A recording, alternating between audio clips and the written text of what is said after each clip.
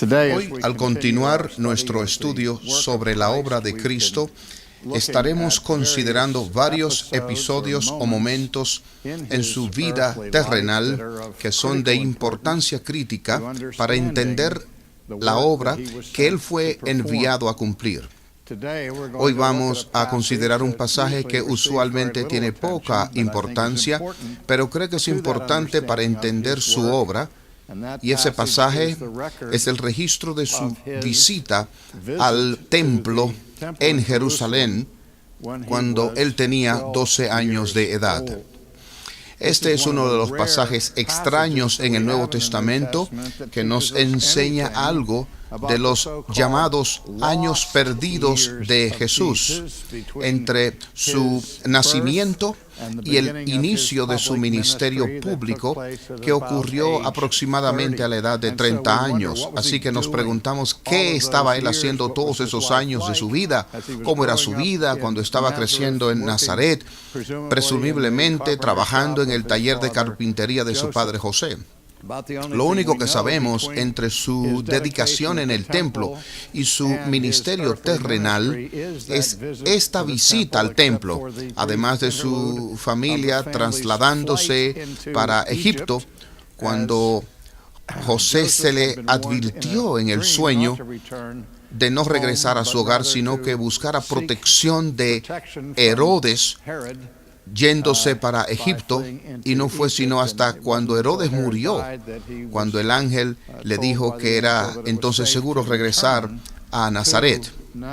Ahora, esos años perdidos son el tema para que muchas personas comiencen a ejercitar su imaginación fantástica, de donde salen evangelios apócrifos en el tercer siglo y el segundo por los gnósticos herejes, quienes en un intento de demostrar que tenían igual autoridad como la de los apóstoles, usaron los nombres de los apóstoles para sus documentos, básicamente para sus documentos como el evangelio de Pedro, el evangelio de Tomás y así por el estilo. Por supuesto, estos libros fueron repudiados y rechazados por la iglesia primitiva como que no tenían origen apostólico ni tampoco tenían autoridad canónica. Ha habido un floreciente interés en ellos ahora desde el éxito de ventas de Dan Brown en el Código Da Vinci, que tiene mucho de especulación extraída de estos libros apócrifos. Hablan historias fantásticas de Jesús como un muchacho, por ejemplo, de un uso trivial de sus poderes sobrenaturales.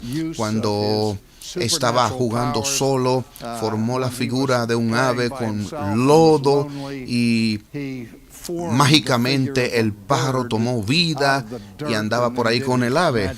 Y cuando también con sus compañeros de juego le molestaban, les trajo un juicio del cielo contra ellos. Ese tipo de cosas son tan claramente apócrifos, frívolos, y no son dignos de ofrecer datos históricos de la vida de Jesús.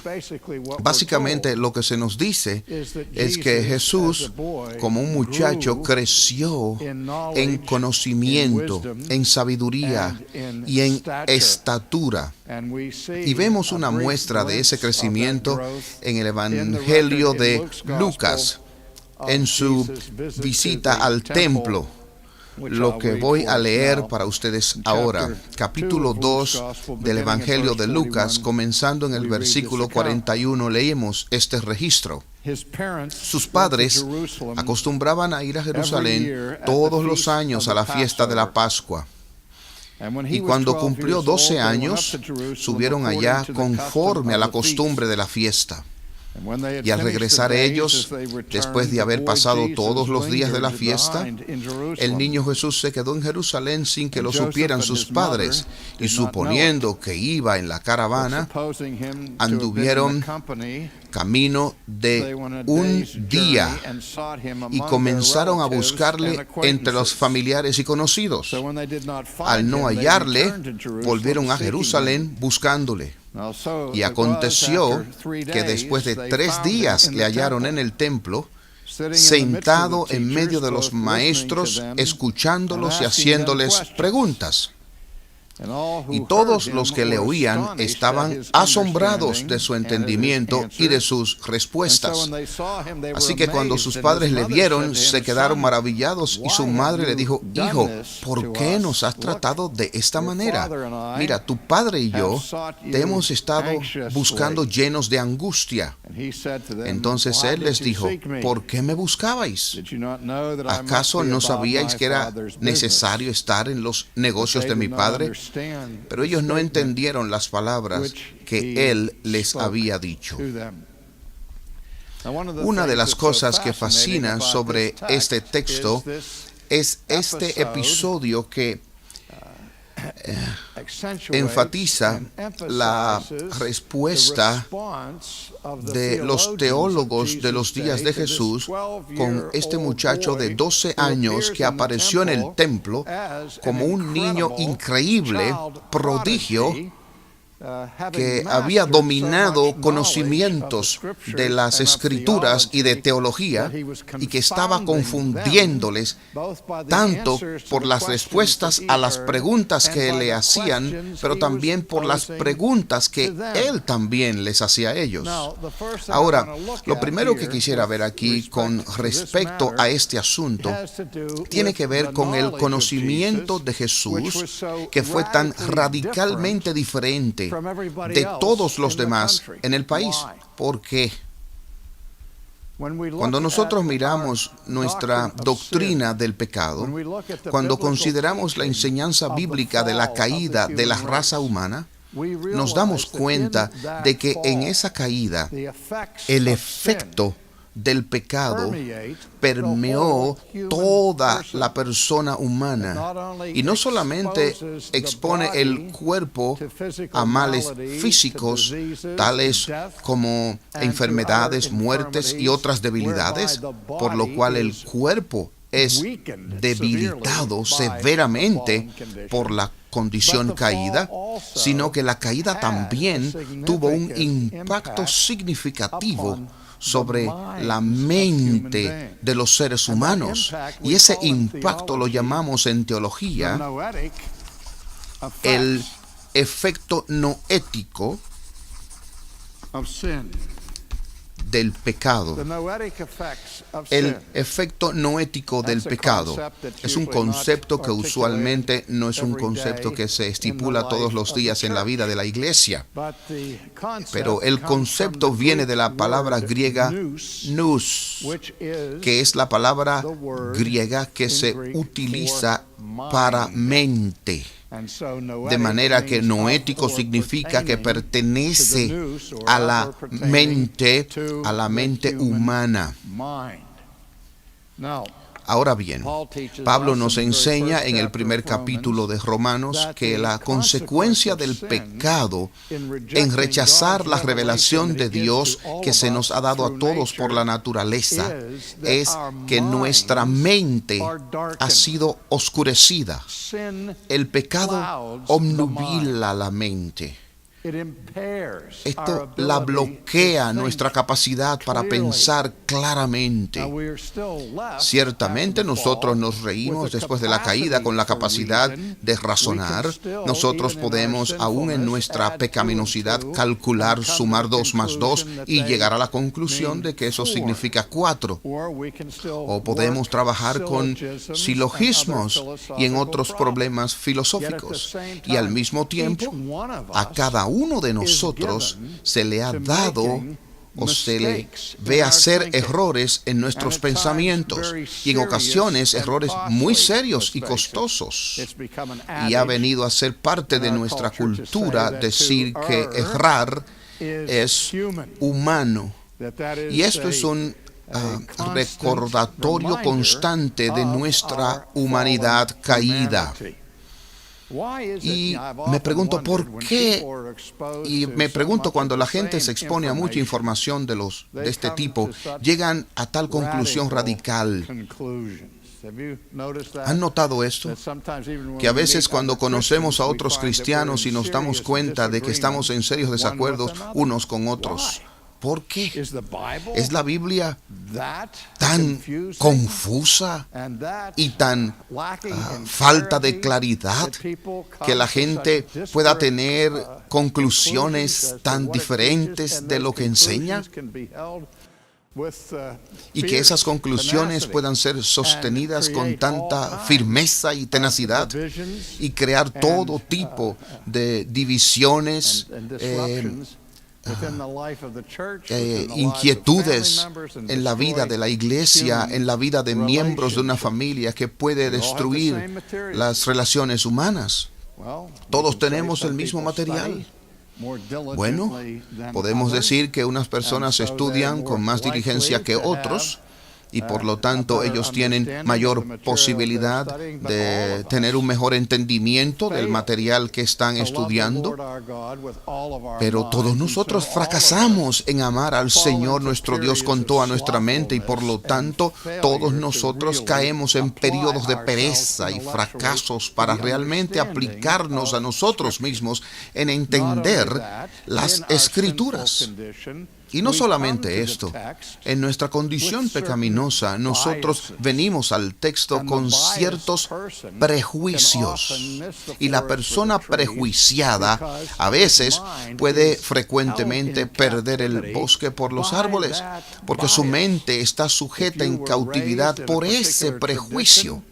Si usted fue edificado en cierta tradición particular o fue a una iglesia particular y le fue enseñada allí una doctrina particular de esa iglesia, usted pudiera haber recibido una enseñanza doctrinal incorrecta, pero vino a usted por personas en quienes usted confiaba, quizás sus padres, quizás su pastor, y esa es la manera en que usted fue enseñado a pensar. Hablamos de esto en la creación de líneas de amor, en donde tengo un compromiso primario con la denominación en que crecí, o con el punto de vista de mis padres o de mis maestros, y es muy difícil cortar esas líneas de amor y estar abierto a un mejor entendimiento de lo que la Escritura enseña. No solamente esto, sino que el mismo hecho de pensar en sí mismo ha sido debilitado por el pecado. Yo enseñaba un curso de lógica y le daba asignaciones a mis estudiantes luego de que ellos aprendían los diferentes tipos de falacias lógicas que debemos evitar, y les decía: yo quiero que vengan mañana con un ejemplo en donde se cumpla cada una de estas falacias que hemos estudiado. Quizás vimos 20 de esas falacias y les pedía que trajeran ejemplos de estas tomadas del periódico de mañana. Y no era difícil encontrar un ejemplo de cada una de estas falacias presentes en las últimas noticias del periódico. De hecho, en nuestro libro de texto, cuando veíamos ejemplos de esas falacias, las extraíamos no de periodistas populares, sino que las extraíamos de las mentes más grandes en la historia del mundo. Veíamos errores lógicos que surgían de una declaración de Platón, Descartes, o de Emmanuel Kant, o David Hume, o John Stuart, porque todas las personas, aun esos que son muy brillantes, son dados a cometer errores lógicos. Ahora bien, pueden imaginarse a un ser humano funcionando mentalmente sin ninguno de los efectos noéticos del pecado. Hasta este punto, el mundo nunca había visto un ser humano sin pecado. Así que Jesús, en su condición sin pecado, siendo que no participó del pecado original, no fue debilitado con el mismo problema del que le he estado hablando. Así que su pensamiento estaba claro como un cristal. Su visión fue sin paralelo. Como un niño de 12 años, él podía pensar con más profundidad, de forma más consistente, con más precisión que la mayoría de los teólogos más entendidos de sus días. Él no había llegado allí para exhibirse, sino para aprender, porque esto era lo que él estaba haciendo en los primeros 12 años de su vida. Ahora pueden entender el segundo asunto que esto levanta, y esto es la relación entre la naturaleza divina y la naturaleza humana.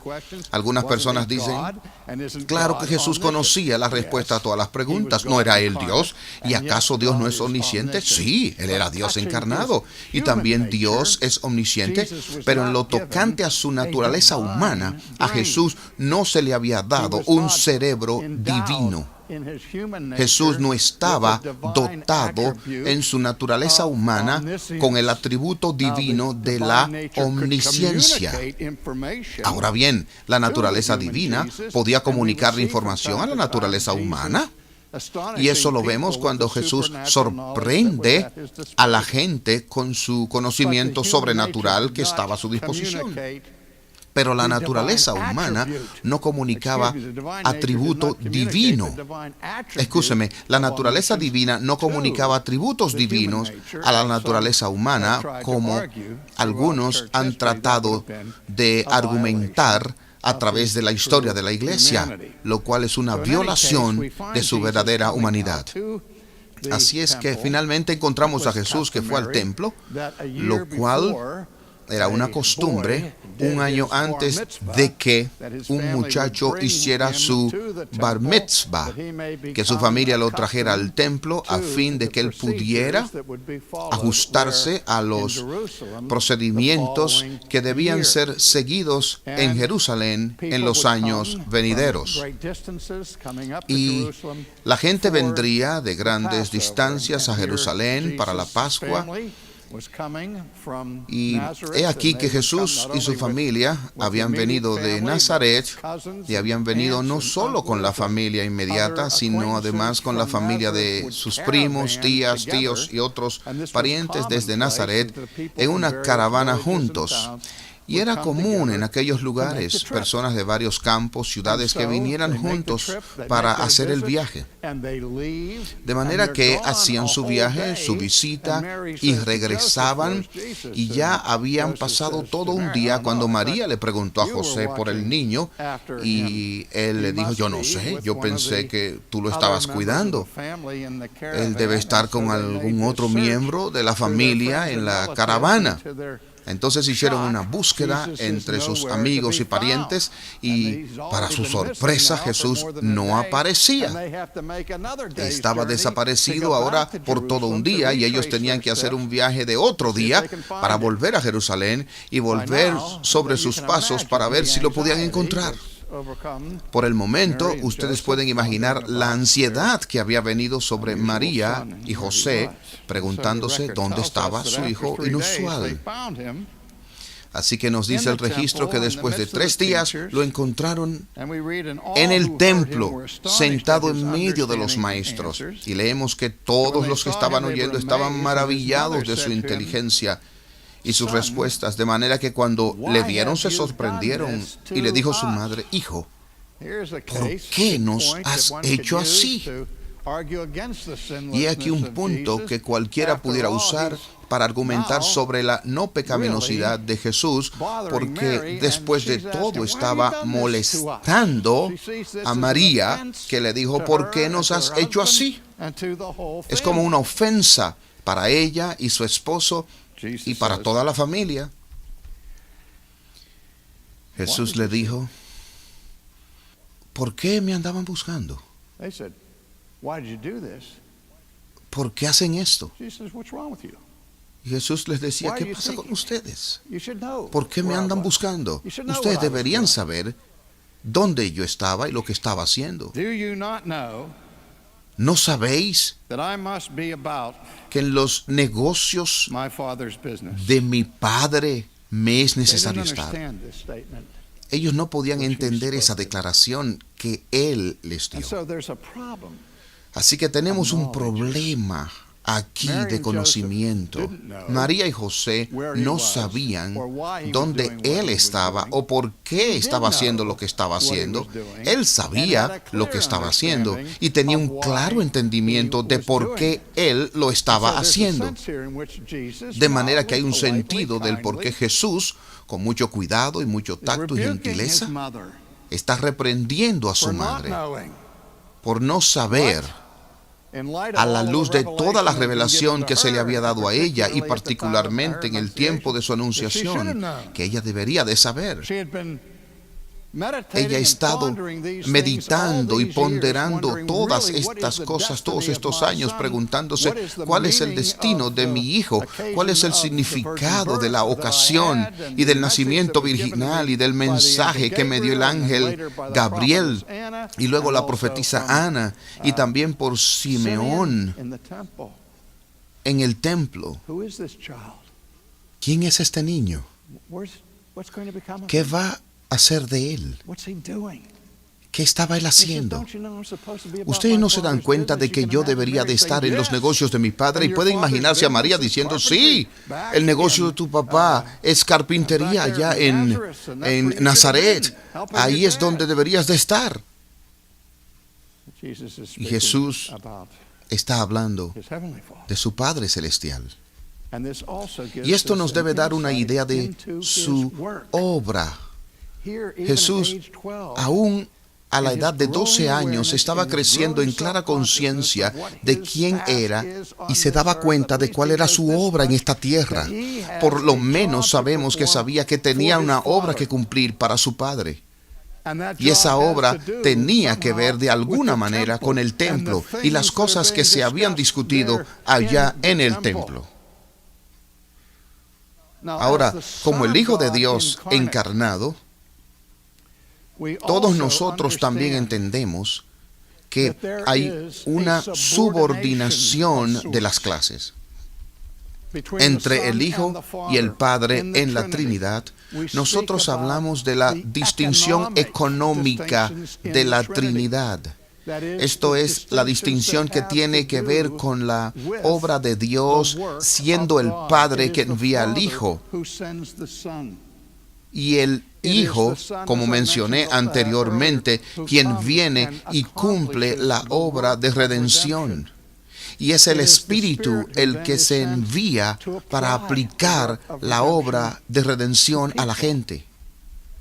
Aquí, aún el Hijo terrenal, junto con la segunda persona divina de la Trinidad, está consciente de esta responsabilidad subordinada.